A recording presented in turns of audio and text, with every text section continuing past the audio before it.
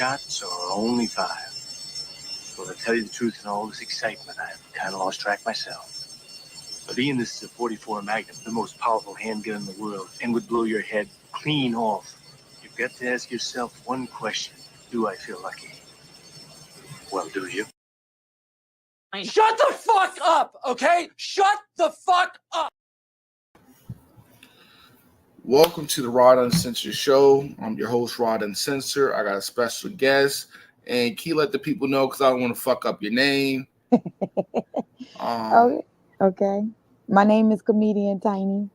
Oh, Tynee. Okay. I was about to say it correctly because I don't like fucking up nobody's name. I got a fucked up name too. My government name. But, you know, man, I've been reaching out to everybody from PA, Virginia, just comedians in general, to talk about their journey, how they got started, just the basic things about comedy, because I've only been doing comedy since April of this year. Wow. So I've been just talking to everybody about the comedy journey. So how did you get started? First of all, let's get it. Who is Tynee Tate? Well, Tynee is a spitfire. Can't say that. I am funny. I'm a single mother. I raised my kids. I have 3 boys. I'm a mother first, and then I'm a comic second. So what got you into comedy? My family. My family kind of pushed me into it. I didn't really believe or think that I was all that funny. But my family, they kind of did. I had an aunt. She kept pushing me to do comedy. And I just kept telling her, like, no, I'm not a comedian. And then I decided to just try it. And it was history from there. So how many years you got in? It'll be 10 years as of next year. 10. So what was the first spot, you know what I mean? What's the first spot you performed at? The very first spot I performed at, my very first time doing it, it was in 2015, and I performed in Wilmington, Delaware, my hometown, at this place called Extreme Pizza. I actually was opening up for a band. I had no idea what I was doing. I wasn't writing at the time. I just was talking shit. And it was funny. And then I had a mentor out of Baltimore, and she kind of like guided me into it more. And she kind of like gave me the blueprint of what to do, what to expect, you know what I mean, and how to get my name out there. So after that open mic, did you have the itch? No, I didn't.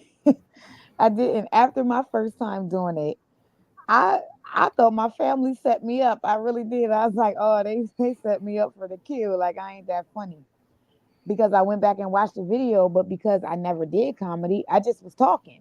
It wasn't like a set. It wasn't like jokes with punchlines or nothing like that, like more that I know now. It's just me talking and being funny to my family.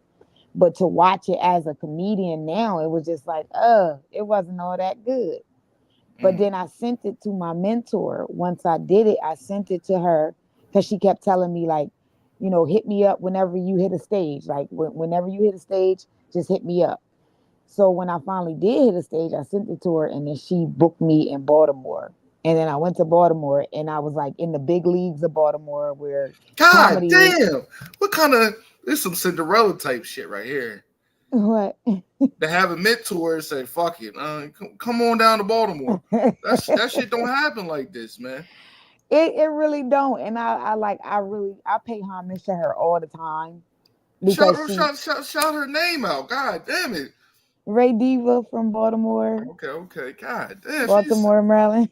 She hooked you with a STEMI and shit. For real. She definitely did that. She definitely did it. And she didn't do it not once or twice, but she did it more than once. And she also took me on a road with her in the beginning of my career.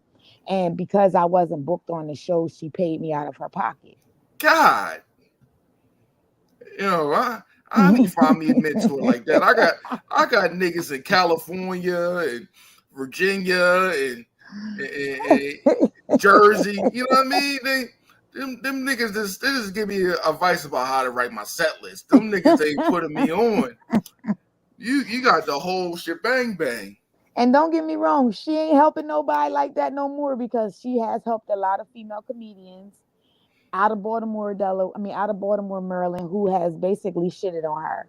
You know what I mean? So she doesn't go the extra mile. I think I was like her last mentee that she really, really stuck her neck out for.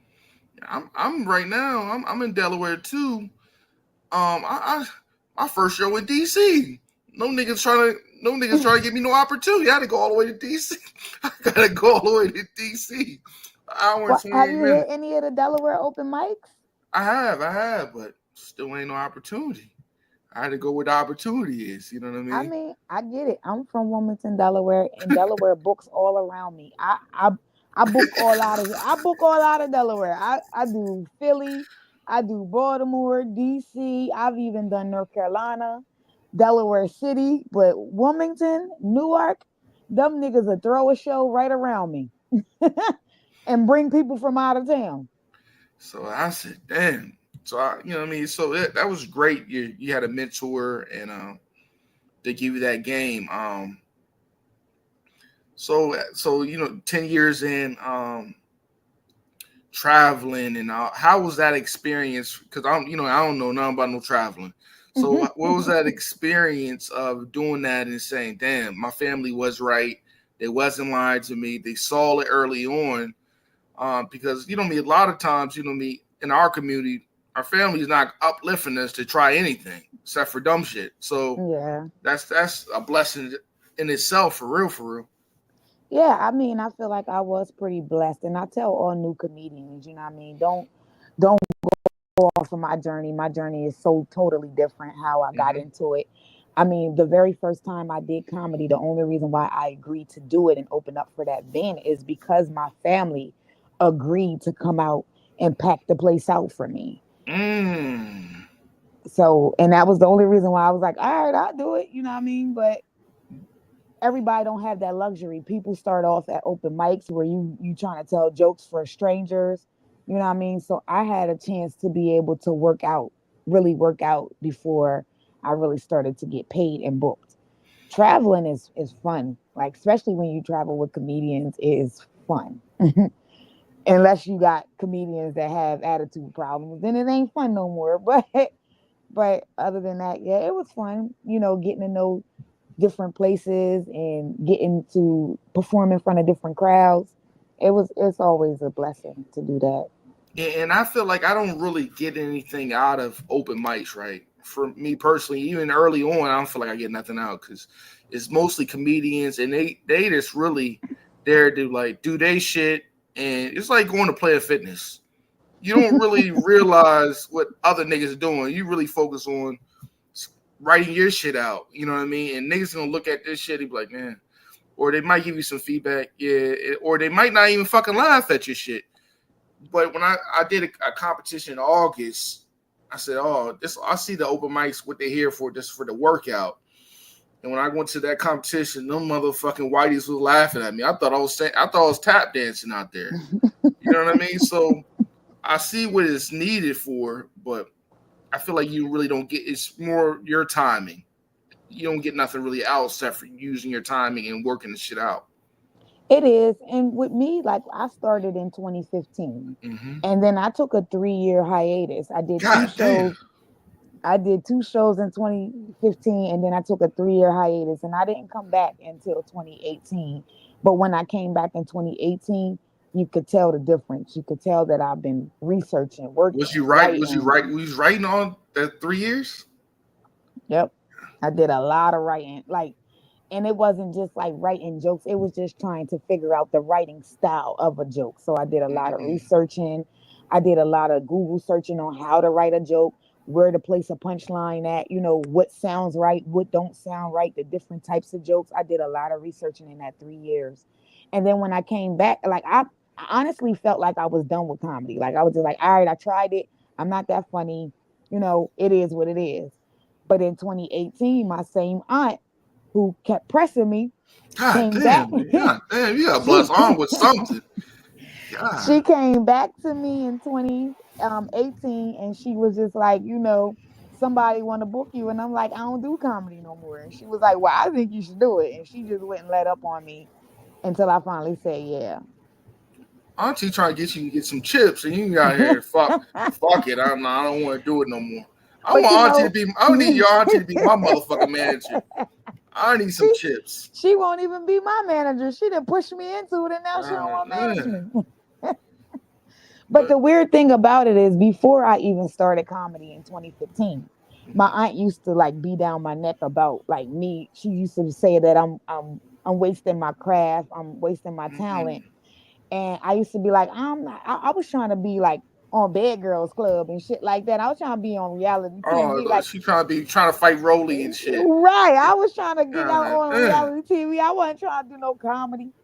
But I had moved to North Carolina from Wilmington, Delaware with me and my kids. And I went through a situation with my job that shut down. The owner went to jail, and then they cut my lights off. So I'm laying in the bed, and it's getting dark outside. So my house is getting dark. And I just closed my eyes. I didn't go to sleep, but I closed my eyes. And when I closed my eyes, I seen myself on stage. I could see what I was wearing. I could see my movements. I just could not hear what I was saying. And it was almost like a premonition. And I woke up and I called my aunt, and she was like, that's because that's what you're supposed to be doing. And 2 years later, I hit a stage. So how was it like getting back on stage? How was that? Was you a little rusty, or you feel like the shit you was writing for 3 years was much better too? I felt like I was better. I felt like I was better because I kind of knew and grasped the craft of comedy. Like before, when I was doing comedy, I just was talking. Like it had no means to an end. Like I didn't have jokes set up. I didn't. Was it from was it cab comedy, or was it from like your real life? The conversation jokes.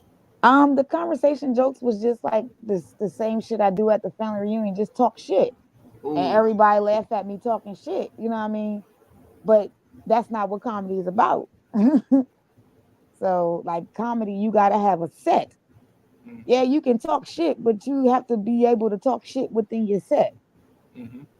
So, when I came back, I did a lot of stuff off the top of my head. I kind of got drunk. And I just started talking, like, off the top of my head. But I learned how to tell jokes. But I just made the jokes about my life, which made it even funnier. So when I came back, I don't think I was rusty, because I think when I first started, I didn't know what I was doing. So I got, better just by traveling to open mics. Like when I did come back in 2018, for the first 3 years from 2018 to 2022, I traveled back and forth to Baltimore every day for open mics 2 times a week. Yeah, crazy. I went through a lot of cars. I bet you did. God damn. But it did pay off, because it actually got my name out there in Baltimore, not just in Delaware. Why do you feel like the Delaware scene like this? This shit is different out here. Because you got a lot of gatekeepers in Delaware. You got a lot of gatekeepers in Delaware, and then you got a lot of cliques in Delaware. And that's because Delaware doesn't really have a comedy scene like Philly or Baltimore. You know what I'm saying? People are trying to create that scene, but you can't create it if everybody clicked up. Because everybody's not getting a fair shot. You know what I mean? Like, it's a Delaware mic right now that a place that throws shows and do open mics that I popped off, but they won't even book me. They book all around me. So, they talk about that the way you talk about is all right now. You said what? Man. I said they definitely talk about the place on Wednesday night. Well, see, that's good. That's a good workout spot. Bar 13 is a good workout spot. That's not the place that I'm talking about. I'm talking about another place in Newark, Delaware. Okay. I've never been to that one, but yeah, it's a little ice cream shop that turns into a comedy club after dark. Oh yeah, I know the one you're talking about now. I know the one you're talking about now. I know the way you talking about. You probably went to that comedy college open mic before. No, I didn't go to college, but No, I call it a comedy college open mic because they give you feedback when you get off stage. Don't no other open mic do no crap like that. yeah, I've been through there a couple times. I know exactly who you talk about every Tuesday. Yep. Before the pandemic, that used to be my mic. I used to run that open mic. And I'm the one that brought the comedians from Baltimore, introduced them to the owner, introduced them to the dude that throws the shows, like the dude that hosts the open mic now. I'm the one that introduced him to that owner. Like, Oh, but I don't care because I'm gonna get mine regardless. damn. This world's small. This world is small. I might have a Shaded Sharp episode right here. I might have a Cat Williams moment right here. God Well, damn. hey, listen, they say Tiny is the Cat Williams of comedy, female Cat Williams of comedy. Trust me, I got a lot of enemies in this business. So why do you think you got a lot of enemies? Is it? I don't even think it's a lot of enemies. I don't have a lot of enemies. I have a lot of people who I just wouldn't let run over top of me. And I spoke up, and people don't like when you speak up.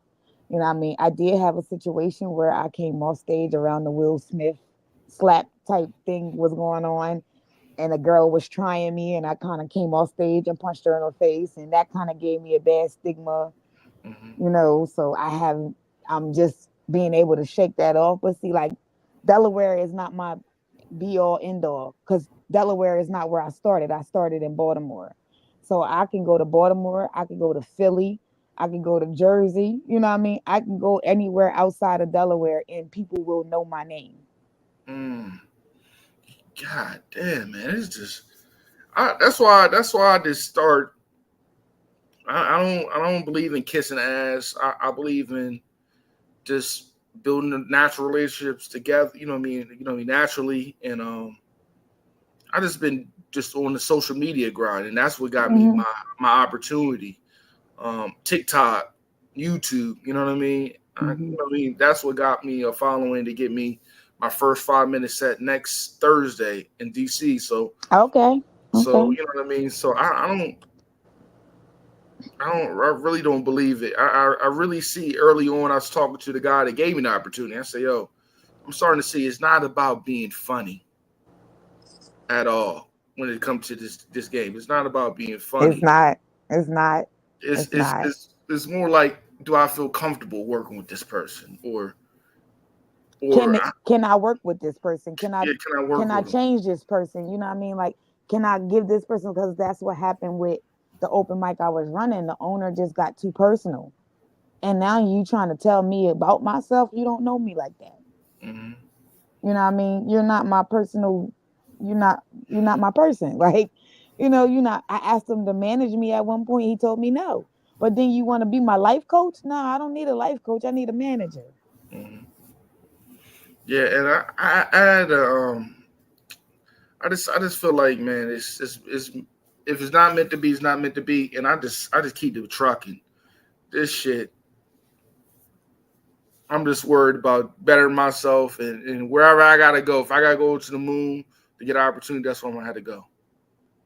I mean, my advice is keep writing and keep showing up at the open mics. The best thing to do is to show up early at open mics, especially if you've never been there before, so you can get your name on the list. Because they filled with comedians, but if comedians find you funny, then some comedians throw their own shows, and that's how you get your bookings.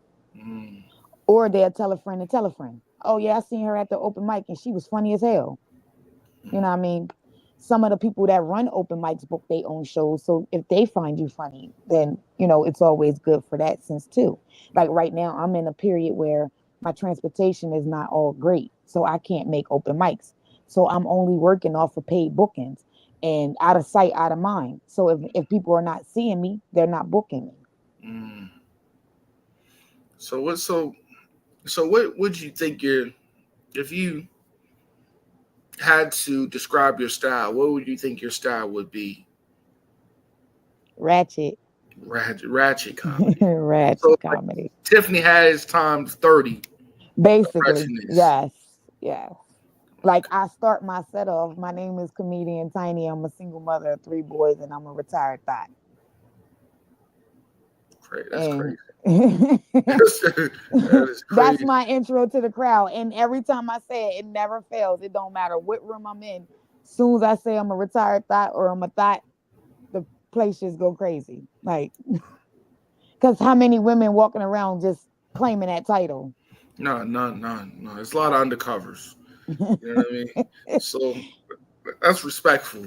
Um, so what are your 2025 goals or your end of the my year goals? Because it's about to my be the end of the year. goals. Well, yeah, my goals for 2025. I'm actually currently in the process of trying to put together a Delaware comedy festival. Oh, you're Um, gonna get a lot of hate on that right there. I know. And that's why I've been trying to keep it under wraps until I know, I got all my ducks in line. I know. So that's my goal. That's what I've been working on since I've been in the house and ain't been able to get out the way I want to get out.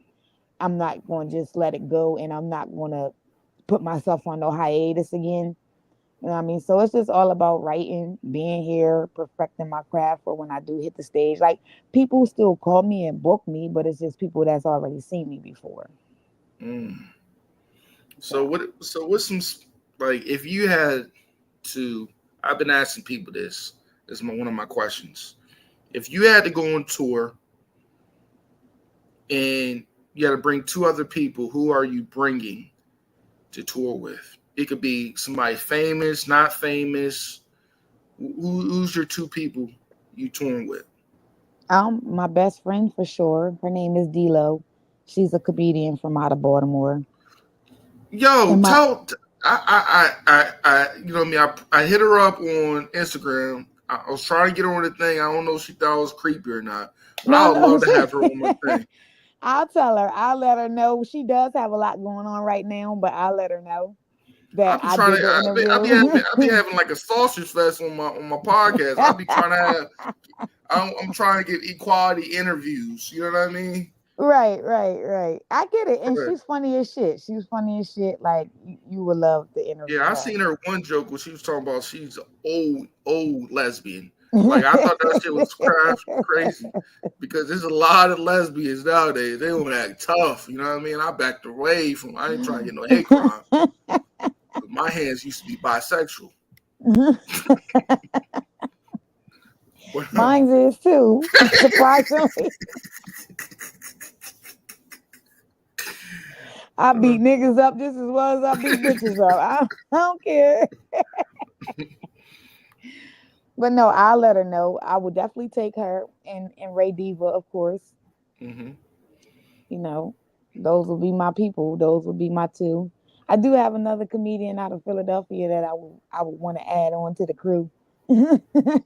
That's Her, because I've been asking people that, and it's be like some niggas be like, I say, man, you can pick celebrities. They'd be picking all the celebrities. There'd be nobody from locally. They be throwing some big names. I say, God damn. But I no, damn understand. way that I can never take them people on tour. I'm going to take people that I realistically can take on tour with me. Them motherfuckers ain't taking me on tour. Why the fuck would I take them? Nigga, please. No, but yeah, it's another comedian out of Philadelphia. She doing her thing. Her name Pound Cake. Check her out.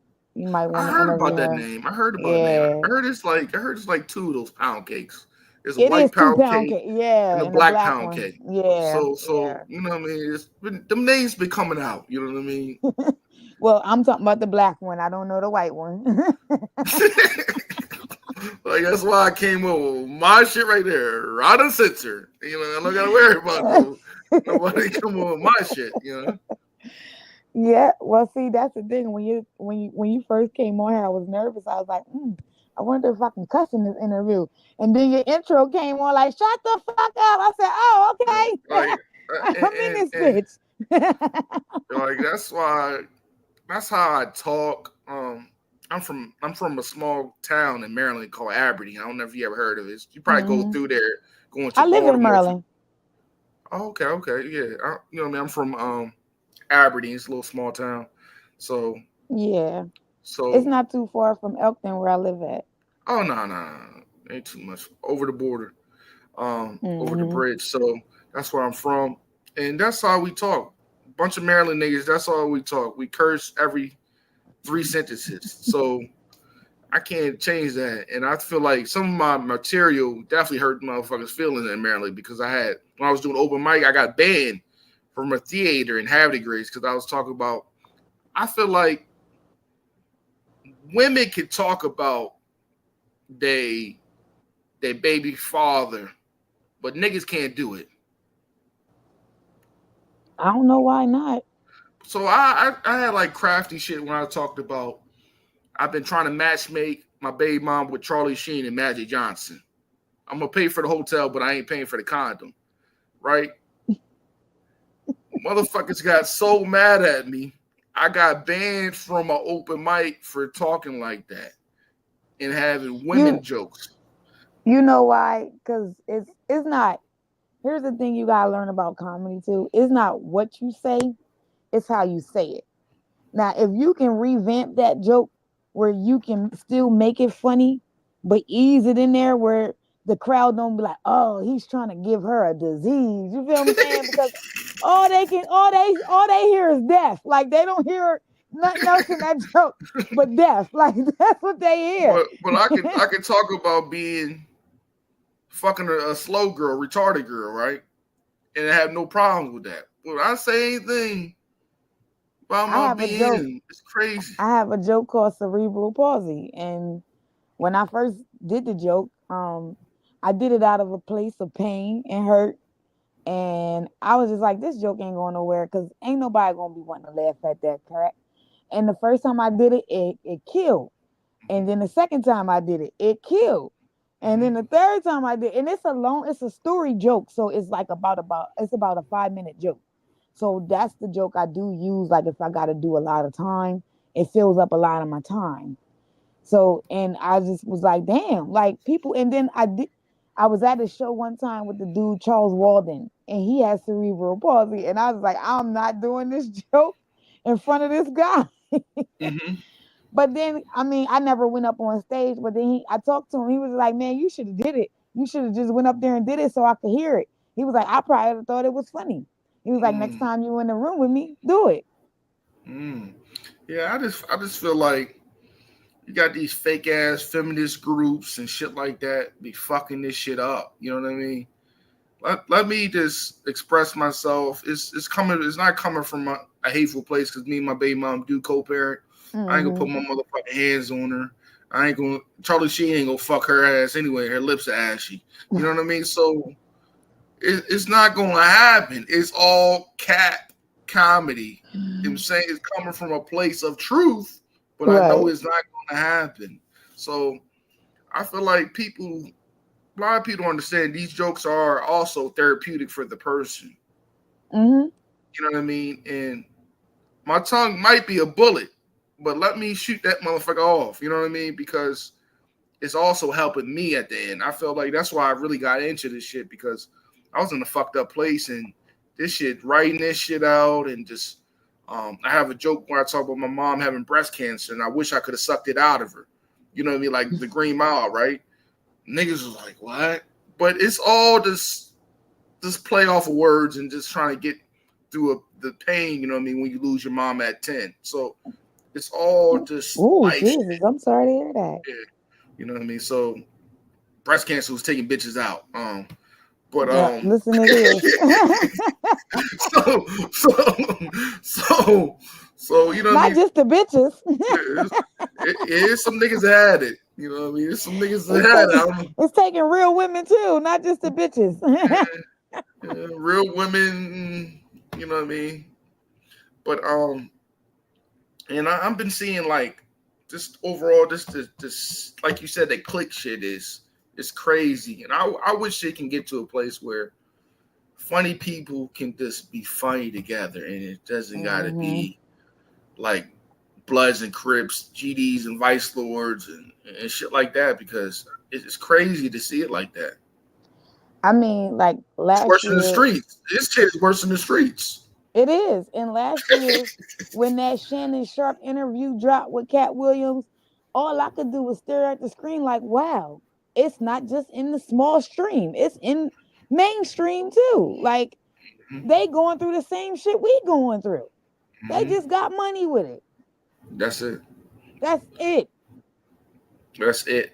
And I feel like, you know what I mean, just like I said, just early on, I've been in white rooms, I've been in black rooms, and I feel like the white rooms, and when it's, I feel like if there's not a lot of Karens in the room, you can really express yourself and get your jokes off without having problems. But you're in a black room, you say too many bitches at some spots, they get offensive, and that's what's the difference from me saying bitches and how these women be saying bitch, yeah, you know what I mean, all that shit, that chant.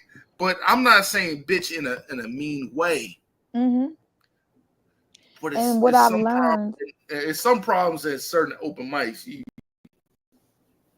It's not even that. What I've learned about the different rooms, the different types of rooms. Now, white rooms, we normally call those mainstream rooms. Mm-hmm. Black rooms are urban rooms. Mm-hmm. The difference between a mainstream room is mainstream people come to laugh. Mm-hmm. That's what they come the fuck to do. Mm-hmm. Black people, urban rooms, they come to make me laugh. Make me laugh, motherfucker. Make me laugh. Mm-hmm. You know what I mean? It's a difference. When you come to laugh, you gonna laugh. Regardless of what the fuck the person is saying on the stage, if it's funny, you gonna laugh. When you come to be made to laugh, then you it's almost like an interview. Like, okay, nigga, next joke. Okay, nigga, next joke. Okay, that was kind of funny. Next joke. You feel what I'm saying? So it puts a lot of pressure, especially on us black comedians. It puts a lot of pressure when we go and do a mainstream room and we'll kill that mainstream room and then do the same set in an urban room. Like, what the fuck happened? Yeah, they be super critical of the pen. Them niggas make you feel like you vanilla or Ice Spice in this motherfucker. Like somebody been writing your bars, and it's definitely fucking crazy. But we hit the 30-minute mark, 32 minutes mark. This was a good conversation. I appreciate you coming on, man. Even though I was about to fucking forget because you and me both. I used to eat that lead paint as a kid. But, and I was in the IEP, so we even. Me too. Let the people know where they can find you social media wise and stuff like that, and whatever. I'll let the people know where they can find you at. I can be found on Instagram under Funny Ass Tiny, and that's FUNNYAZZ81, and that's Instagram. I can be found on Facebook, Tynee Tate, which you can see in the screen right here. Just type that in. Or you can locate me on TikTok. TikTok is where I'm more funnier at. Just to be, and it's Comedian Tiny all 2020 on TikTok. All right. Again, I appreciate you coming on. Thank you for having me. And yes, end it right here. Y'all have a good night.